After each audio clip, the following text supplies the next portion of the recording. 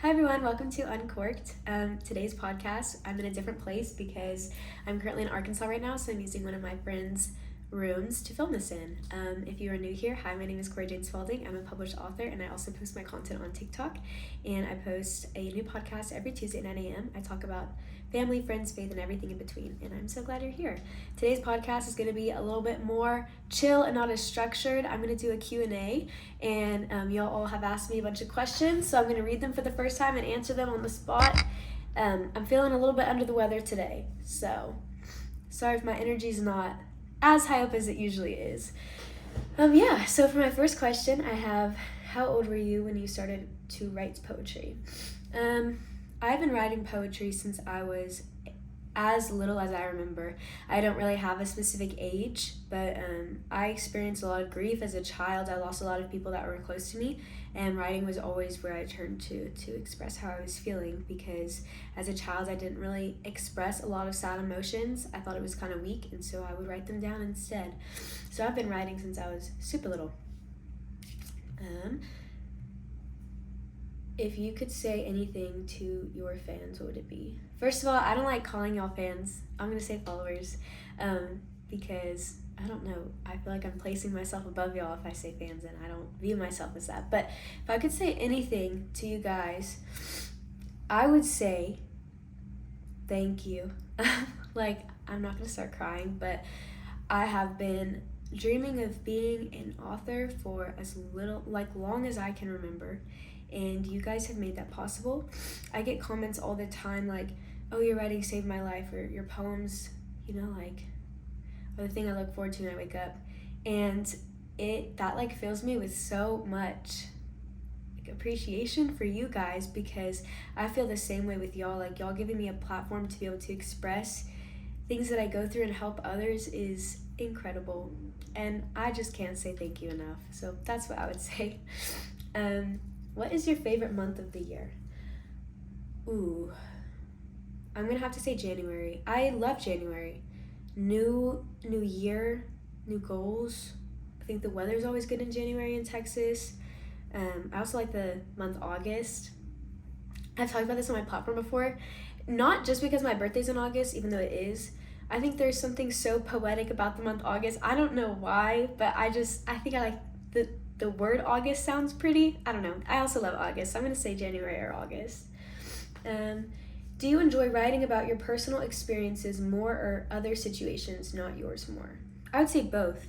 I love making up stories and writing poems that don't necessarily have to do with me, but I think everything I write comes from some type of feeling that I relate to, even if what I'm writing about isn't necessarily about me. But I love writing both, things that apply to me and things that don't. So I'm gonna say both. How many tattoos do you have? I have 4 tattoos. I can't show you all of them right now, but I have this tattoo that y'all can all see, and it's not astrology. It is Orion, and the little stars are flowers, and it's from the book of Job. One of my favorite songs, called Where Were You? It's about the book of Job, and it is basically just singing verses, and one of the verses that it sings is, it says, where were you when I planted the stars of Orion and sprouted the flowers from the ground, something like that. And I'll have to find the verse another time, but I love that. I love the book of Job so much, and this tattoo kind of puts me in perspective of I don't understand all this pain and all this suffering in the world and things that I go through, but God has a purpose for them, and who am I to question his goodness when he's literally made the stars and the flowers and everything. I love the message behind Job, and so I got a tattoo about it. Other tattoos, I have butterflies on my rib. My mom has a butterfly garden, so I got butterflies after her. I have Parting of the Red Sea on my ankle. I love that because it's just crazy that I think the American church oftentimes forgets about God's power. I was overseas doing, I was overseas in Romania, and the churches there were the amount that they revered God was amazing, and I was like, that's crazy. I feel like we don't touch on his power enough as in the American church. And so I got the Parting of the Red Sea just as a reminder of the God that I follow is powerful. He literally split an ocean into 2. That's absolutely crazy. Like, just absolutely insane. The other tattoo that I have is a Hebrew word on the back of my on my back. It's a zer. It's the Hebrew word for helper. When God created Eve, he said man was not fit to be alone, so he created a helper fit for her, which is a zer. And I could have a whole podcast about this, but I'll keep it short.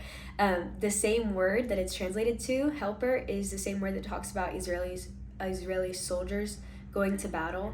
It's basically meaning like help that's necessary for survival. And I just love that like God created me with the purpose of to help others, like a help that's necessary for survival. Another time that the word Azer is used is when it talks about God helping us. I just love it so much. Anyways, those are the tattoos that I have. Tell me about your faith.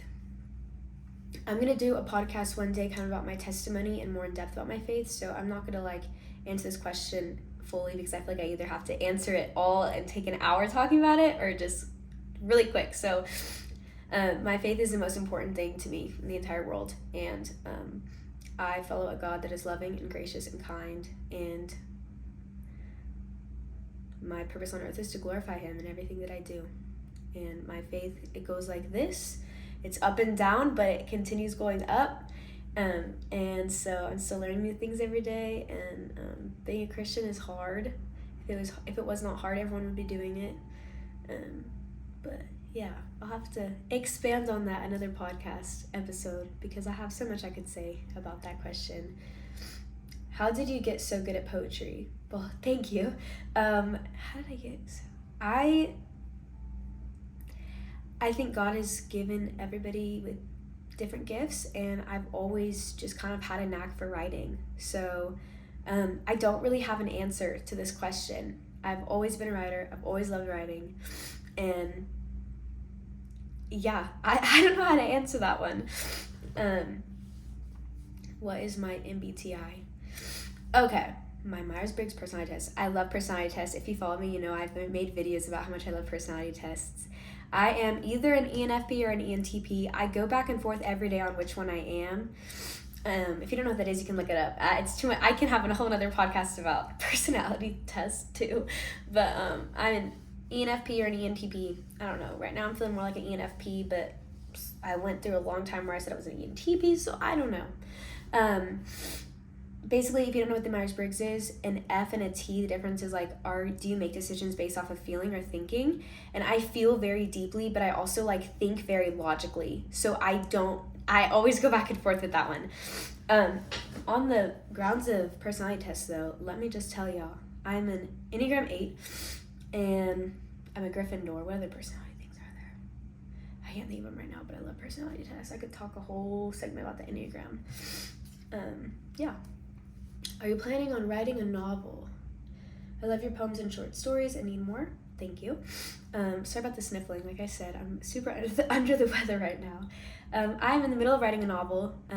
I can't really tell y'all a lot about it, but it's in the works, and that's kind of what I'm doing. Like majority of my work days are working on my novel, and I'm really excited to share it with you guys. I love writing novels. It's been amazing to write it. Future goal. I would love to have a novel published.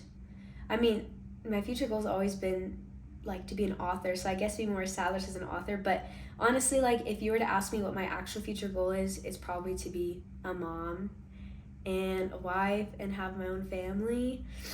I really want to do that one day. So that and writing more. I also want to travel more. I want to like go to every state and see a lot of different countries. I love traveling. Yeah, I have a lot of goals for myself. Like I have a lot of little things I could say, but I could just go on and on about different goals that I have for myself. So being a mom and being a wife, I feel like.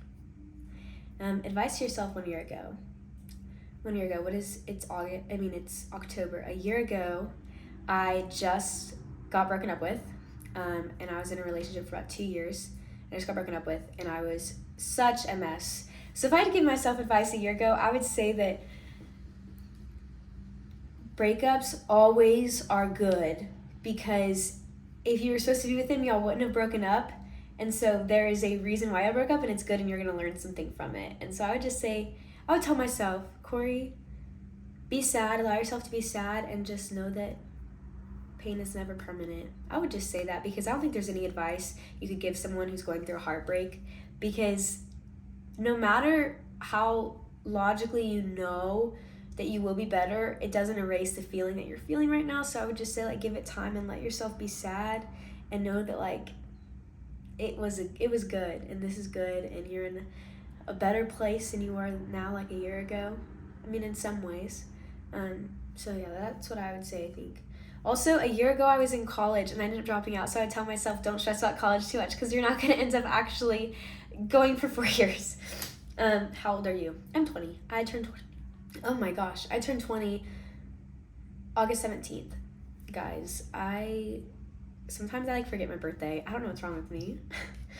Where do I buy my clothes from? Ooh, so I love Urban Outfitters, PacSun, Cotton On, Princess Polly. I love those types of stores. How do you get the confidence to share your writing since it's very personal topics? That's a good question. So I actually didn't have the confidence to do that. When I started my account, if y'all have been following me since day one, y'all know I never showed my face. I was actually just recording videos of my computer screen and the writing on it. And I think that the feedback I got on that writing gave me the confidence to start sharing it as spoken word, what I intended writing it for. I also think that something I learned from a young age is, like, not everyone's gonna like me, so I should just be myself, you know? But also, I started my poetry account when I was kind of transitioning in my life. Like, I had a huge life change, and so I didn't have, like, an established friend group anymore just because I was in a life change and my friends were all away, and so I wasn't, like, embarrassed for people to see my stuff just because I was starting completely fresh. But yeah, I'm still getting the confidence to share my writing. I started doing it a year ago, so I'm still learning and stuff. Favorite kind of music? Guys, I could have a whole podcast on music. This is so hard. I love music. Like, music is art, and I love music so much. One of my things I'm looking forward to, like, about heaven is, like, the trumpet sounds, and it's songs that we've never heard before, and I can imagine, like, something better than we've ever heard. Like, oh my gosh. But anyways, favorite kind of music. I love sad songs. I also, that's hard. My number one most played song over the last, like, 5 years, I think, is When the World Caves In. One of my favorite songs. Favorite kind of music, though, I love Rex Orange County. I love Dermot Kennedy. I love Billie Eilish. I have too many to say. I cannot answer you. Favorite kind of music, sad, really good lyrics. I love that type of music. How did you put your faith in God? Oh, that's another thing where I'm like, I can't get too deep on this because I'll spend the whole podcast talking about this. How did I put my faith in God? I believed in God at a very young age. Like, I knew God was real when I was really young. I don't know how or why. I mean, because God, but, like, I was a believer at a very young age, and I put my faith in him because I think I realized as a child that I did need saving, and that I could not, like, if there was an afterlife and if there was a heaven and hell, I could not make it there on my own. And so I needed someone to help me, and I just think I was aware of my sin at such a young age, and that awareness of darkness in the world points to a hope of light. But yeah, so I don't know. I think if this question was like, how do you put your faith in God? I think that's also a hard question. I don't think that there's, like, a rule book recipe answer. But I think that you have to be aware of your sin and also acknowledge that God is real and that he forgives your sin, that he is good and just, and, you know, that you want to live for him. And I don't live for him. I do live for him, but a lot of times it looks like I don't because I'm human and I sin, and that's why I am Christian, because I'm not perfect. Like, I don't know. Okay, I can't talk too much about my testimony because I feel like I should save that for a different podcast. But when are we getting a new book?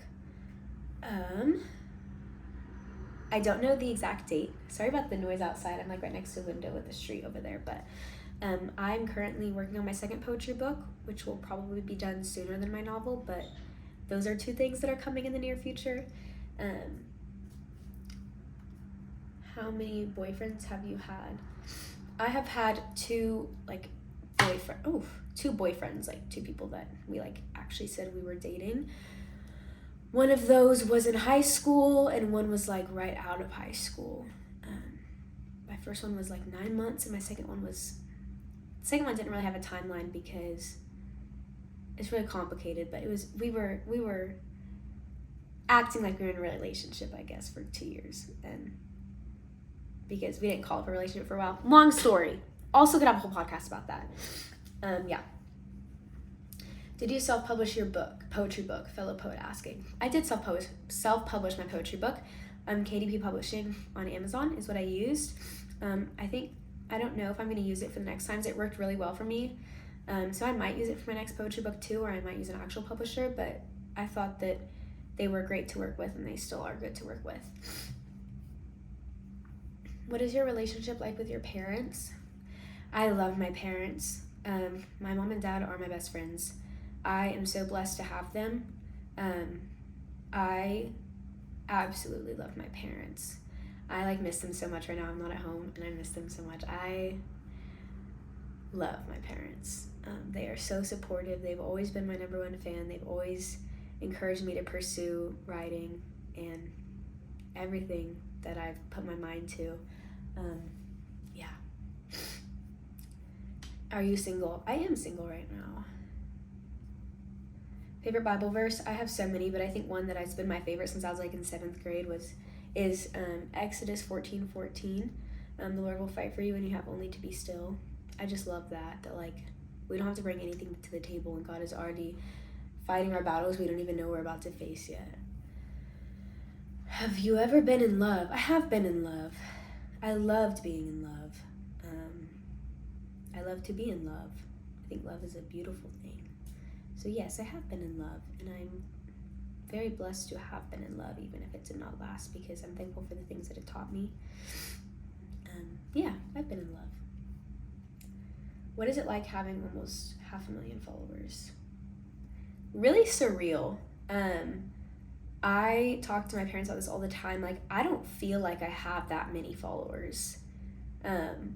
Because as annoying as this sounds, I just still feel I still feel the same way I did when I had 0 followers, in the sense of how I view myself. And so it's crazy. It's just surreal. I don't know how to explain it. I am really hoping I can meet some of y'all one day, just because you guys y'all are the reason that I'm able to be writing full time. And I love you guys so much. And I feel so immensely lucky that I've been given this platform and given these many people that are listening to my writing. It's just crazy. That's my answer. What's it like having 500,000 followers? It's crazy. I don't know. How do you move on from your mistakes? I feel like I'm not the one to answer this question. I will, but I'm very bad at holding on to things that I've done and feeling very bad about them. But I think that forgiveness, I'm very quick to forgive others, and I've been realizing this recently, is that does not mean that I'm quick to forgive myself. And so I think, how do you move on from past mistakes, is you have to forgive yourself, and you have to take captive the thoughts when you keep thinking about past things, because worrying about your past does nothing but prevent your peace in the present. It's just not worth it. And also, I don't know, I think that a good tip is just to like understand that your mistakes don't define you, because they really don't. And if you believe in God, that you are forgiven from them. Like, even if you're not forgiving yourself, God forgives you, which I think is a big lesson for me to learn. I also, I don't know. So I guess that's my answer. How did you get famous on TikTok? Guys, I don't know. Story of how I started my TikTok account. It was 2 a.m. I had just written a poem and I was like, oh, I like this. And I was scrolling on TikTok and I saw another poet on TikTok and I was like, oh my gosh, wait, what if I post my poem right now? Just because I was bored. It was 2 a.m. I was like so tired. I was like, I'm just going to post it. Posted it. I woke up. I made a fake account. Not a fake account. I made a new account. Like not my name or anything. And I just posted it. And in the morning, and then I like went back to my original account. In the morning, I completely forgot that I had posted it. Like, it was just so little that I was like, eh. And I was scrolling my regular account and I saw it on my feed and I was like, oh my gosh, I posted this. So I went back to my old account and it had like, I don't know, 200,000 views something, which was huge for me at the time. And I was like, whoa, what? So I just kept posting every day different poems. And I in the span of a year I got so many followers. And so I don't know, there was no strategy, there was no lessons that I took. It just happened. I don't know. No one knows the way TikTok algorithm works, but I did something right. I don't know. Where do you get all of your necklaces from? They're so pretty. Thank you. I love layering necklaces. So the ones I'm wearing right now, this top one is from a boutique that I got here actually, but these bottom ones and all the other necklaces, most of the other necklaces I wear in all of my videos that I like layer and stuff are from Every Jewels. Not a sponsor, but I do love them. What's your favorite subject to write about? I love writing dystopian novels. That is my favorite. I know I have not shared any of that with you guys because that's not really what my platform is about right now. Maybe I'm hoping to venture onto that one day, but I love writing dystopian novels. I love writing novels in general. I love writing fiction, which might be funny because like poetry is kind of my thing right now, and I love writing poetry, but I would say my favorite thing to write is fiction novels for sure. What do you look for in a man? I try not to have like a laundry list of things because I don't think that's productive. Like, I don't know. So I don't have like they have to like this and they have to do this, And so I would say that what I look for in a man is someone who loves God, someone who is hardworking, someone who is kind to people that they don't like. Because even if they're kind to you when they like you, that says nothing. Like, what about the people that they don't like? How do they treat them? And also, I think like pride is a big thing that I look for. Is like, do they have a lot of humility? Are they short-tempered? Like I don't really do well with people that get angry easily. So I would say those are things I look for. Those are like my deal breakers, I would say.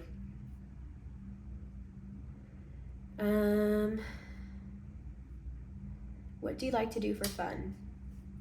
I have a new hobby, I swear, every single week.